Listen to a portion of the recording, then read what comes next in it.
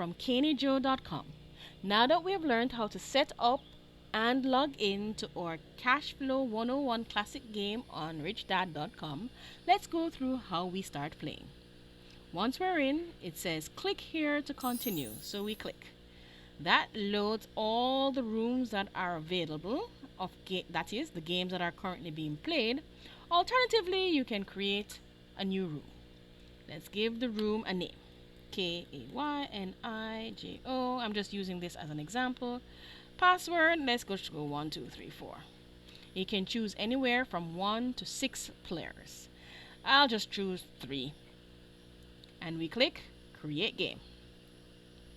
Now it's saying we can either change the name if we want, wait for the other members to join to say they're ready, and then press begin game. I know no one else is joining, so I'll just click begin game. And that's it. We're in. We're ready to start playing.